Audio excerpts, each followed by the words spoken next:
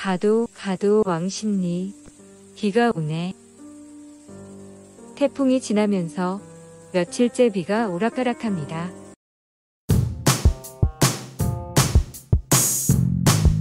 비가 온다.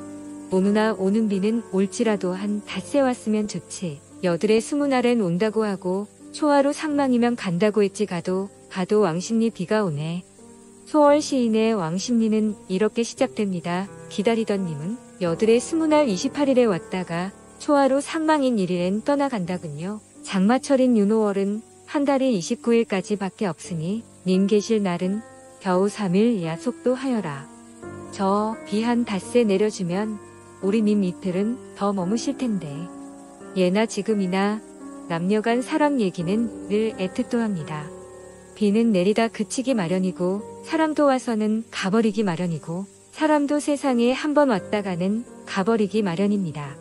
용수보살은 중론 첫머리에서 오고 감이 없다 하셨지만 우리 같은 필부필부의 눈에는 모든 게 왔다가 가버립니다. 왕십리는 갈왕의 십리이니 십리를 간다는 뜻이고 왕십리에서 십리를 더 가면 한양도성입니다. 소월은 십리를 더 가라는 왕십리 지명을 가지고 언어유희를 합니다. 가도 왕십리. 가고 또 가도 아직도 십리를 더 가야 왕십리라네요. 그래서 그 십리를 또 더 가보아도 아직도 십리를 더 가야 왕십리.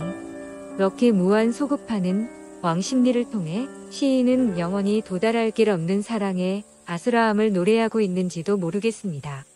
마치 산 위에 걸린 무지개를 잡으러 산 위에 올라갔더니 무지개는 저만치 또 멀어져 가는 것처럼 말입니다. 닷새를 못 머물고 겨우 3일 만에 떠나가는 우리님처럼 내 손에 쉬이 잡히지 않는 게 어디 사랑뿐이던가요?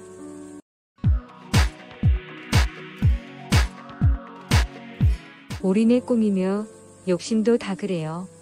백만장자가 되면 천만장자를 쫓아가고 고관대작이 성에 앉혀서 대통령을 꿈꾸지만 결국에는 저 자신과 백성들을 도탄에 빠뜨리기에 일쑤입니다. 용수보살이 생겨남도 없고 멸함도 없고 옴도 없고 감도 없다고 하신 뜻은 모든 게 서로 기대어 생겨나니 생멸이나 오고 감의 주체라 할 만한 실체가 따로 없다는 뜻입니다. 우리는 만사를 실체라는 틀을 가지고 봅니다. 나라는 실체가 있고 비라는 실체가 있고 사랑이라는 실체가 있고 천국이라는 실체가 있다고 여깁니다. 실체란 스스로 독립적으로 존재하고 또 변하지 않는 두 가지 속성을 지닙니다. 독립과 불변. 대개들 이렇게 생각하고 살지요. 나라는 실체는 생전에 하느님 품에 있다가 이 세상에 나오고 죽어서는 하늘나라나 지옥에 간다. 혹은 전생에 다른 삶을 살다가 이번 생에 나로 살다가 못된 짓을 하면 뱀으로 태어난다. 정말 그런가요? 실체의 첫 번째 속성인 독립적인 내가 어디 따로 있지 않습니다. 아버지와 어머니의 유전자가 만나 비로소 나라는 삶이 시작된 거고 내 몸과 마음은 물려받은 부모의 유전자 특성이 그대로 발현된 것일 뿐입니다. 본시부터 부모의 유전자와 무관하게 독립적으로 존재하는 나가 따로 없습니다. 윤회라는 개념도 그렇습니다. 몸도 다르고 마음도 다른 전생이나 후생에 나가 있다 한들 그 나는 지금의 나와는 아무런 상관이 없습니다. 실체의 두 번째 속성인 불변에 대해서는 더 말할 것도 없습니다. 어머니, 뱃속 나는 일단 부모 유전자 특성에 의해 결정이 되지만 그 뒤 세포분열과 태어나 살아가면서 주위 환경에 의해 끊임없이 변해갑니다. 교육과 환경에 의해 악인이 되기도 하고 선인이 되기도 합니다. 그리고 마침내 죽으면 사랑하는 가족들과도 이 세상과도 안녕입니다. 사람도 그 일부에 불과한 이 세상은 한순간도 쉴 사이 없이 끊임없이 변해갑니다.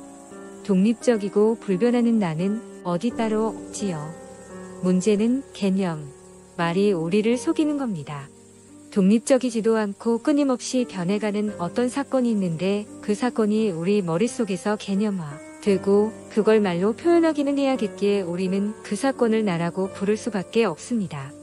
그런데 그 어떤 사건을 나라고 개념화하고 말로 표현하는 순간 이 개념과 말은 마치 나라는 독립적이고 불변한 고정된 실체가 있는 양 우리를 미혹에 빠지게 합니다.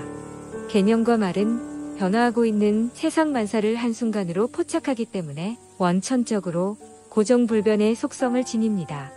우리가 독립적이지 않고 끊임없이 변해가는 이 세상 만사를 어쩔 수 없이 개념화하고 이름을 붙이지만 그 개념과 이름은 우리로 하여금 그 사건이 고정불변의 독립적인 무엇이라는 실체인 양 착각하게 하는 겁니다. 유식불교에서는 이걸 변개소집성이라 부릅니다. 비를 가지고 생각해 볼까요? 소월이 왕십리에 비가 온다고 노래했는데 이 표현은 우리로 하여금 어디 비라는 놈이 실제가 구름 속에 숨어 있다가 지금 왕십리에 내려오고 있다는 착각에 빠지게 합니다. 그런데 비라는 실체가 어디 독립적으로 고정불변으로 있어서 구름 속에 있다가 왕십리에 떨어지는 건 아닌 거죠. 수증기가 구름을 만들고 충분한 습도와 온도가 되면 비로소 물방울로 변해 아래로 떨어지는 사건일 뿐. 그래도 우리는 어쩔 수 없이 비가 온다고 말할 수밖에 없지요. 나는 이 지구 생명체망이 지닌 거대 유전자풀에서 부모의 만남을 통해 선택된 일부의 유전자의 순간적인 조합일 따름입니다. 내 생각도 내 뇌의 신경세포망에 상호작용해서 창발된 산물이고 끊임없이 변해가는 환경의 소산일 뿐입니다. 그런데 내가 독립불변이고 내가 믿는 신조가 독립불변이고 사랑이나 미움 같은 인간관계가 독립불변의 실체가 있다는 착각은 우리를 자유롭지 못하게 합니다. 집착과 고집의 굴레에 빠지게 합니다. 그래서 금강경은 어떤 상에도 매이지 말라고 했습니다. 공자님도 논어 자한편에서 무예, 무필, 무고, 무하라 하셨으니 의도 반드시 고정된 것, 나라는 이기심을 없애라는 뜻입니다. 우리가 겪는 고통은 내 의도는 이렇다. 이건 반드시 이래야 된다는 내 주장과 고집에서 비롯합니다. 나를 포함한 이 세상이 독립적이고 불변하는 실체가 아니라는 걸 성서, 창세기는 하느님의 피조물이라고 표현합니다. 저 옛날 옛적에 사람들이 피조물 주제를 잊고 바벨탑을 세우다 한순간에 무너져 내리지 않았나요? 예수님은 뭐라 하셨나요? 누구든지 내 뒤를 따르려면 자신을 버리고 제 십자가를 지고 나를 따라야 한다 하셨지요. 나를 버리라 하시니 나라는 상에 매이지 않는 모아입니다. 지금 저 창밖 감나무 잎새들 위로 쏘하고 내리는 그리고 왕십리에도 내리고 있을 저 빗줄기 덕에 우리님도 며칠 더 머무시려나.